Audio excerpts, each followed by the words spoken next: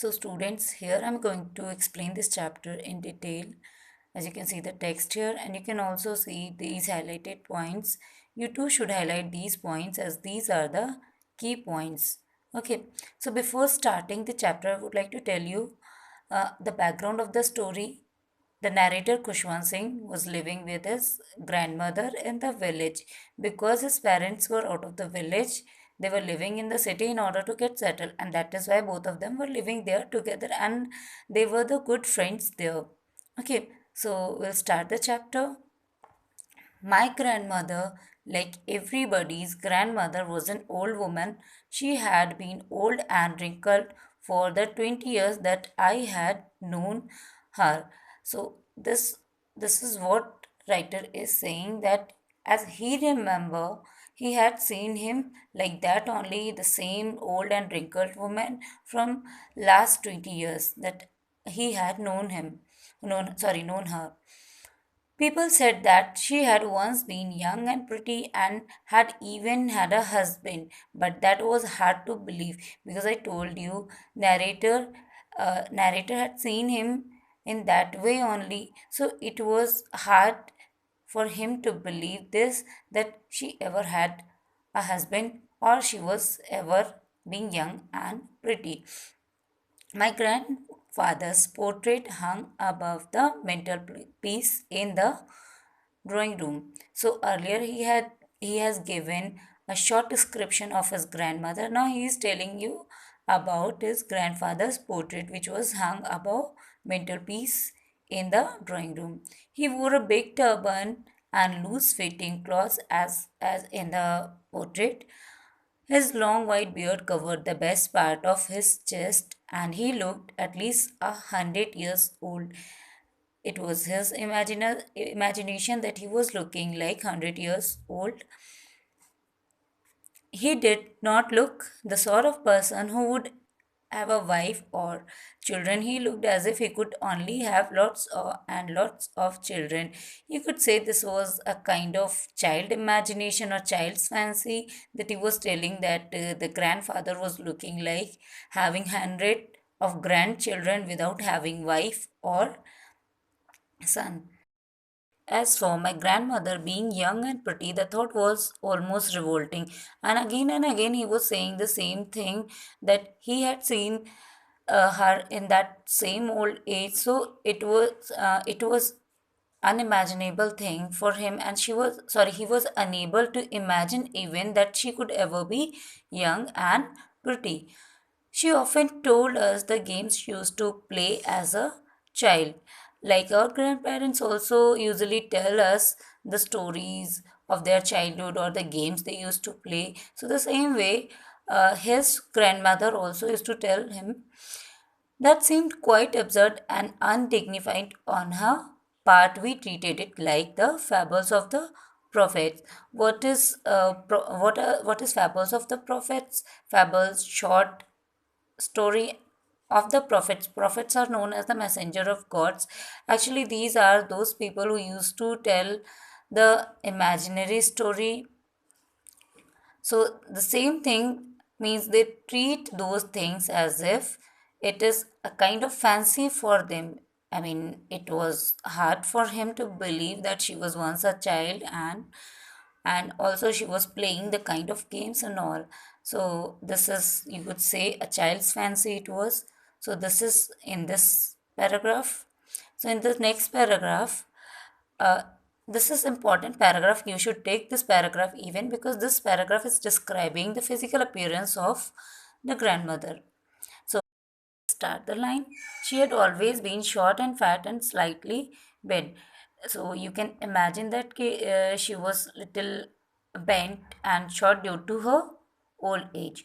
Her face was a crisscross of wrinkles running from everywhere to everywhere. Where writer wants to say here that she was having a lot of wrinkles on her face.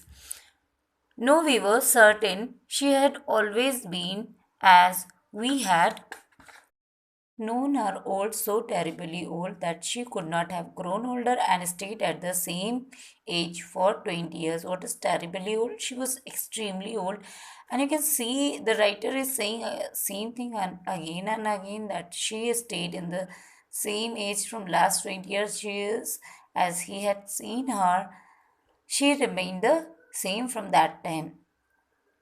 She could never have been pretty, but she was always beautiful. Now this is important line, and you can see that writer had said the different thing in same way, could never have been pretty, but she was always beautiful. Now you can ask one thing, what is the difference between beautiful and pretty here? Right, narrator wanted to say that she was not pretty by face or structure, but she was beautiful by heart. Or you could say she was not having the pretty face, but she was having a beautiful heart. Okay. She hobbled about the house in spotless white with one hand resting on her waist and to balance her stoop and the other telling the beats of her rosary. What is hobbled about? Walking in an awkward manner like a lame man eh, if someone is injured or old. So, due to her old age, she hobbled about the house in spotless white with one hand resting on her waist. She was wearing the white sari, and her one hand was always on her waist to balance her bend of the body. Means due to her old age she was little bent, so she put her one hand on her waist in order to balance her stoop, and the other telling the beads of her rosary. Now what is beads of her rosary? Now you can see this thing. So you have seen this, that in Hindu religion saints use this beads of a rosary in chanting. So the same way her other hand was busy in telling the beads of her rosary. Her silver locks were scattered untidily over her pale puckered face. What is puckered? It is wrinkled. Okay, so her silver locks means her grey hairs were scattered untidily over her pale and wrinkled face, and her lips constantly moved in inaudible prayer. Why it is inaudible? Because she always engaged in reciting the prayers, which is sometimes inaudible. Yes, she was beautiful. She was like the winter landscape in the mountains. Now you can see here that grandmother was being compared with the winter landscape.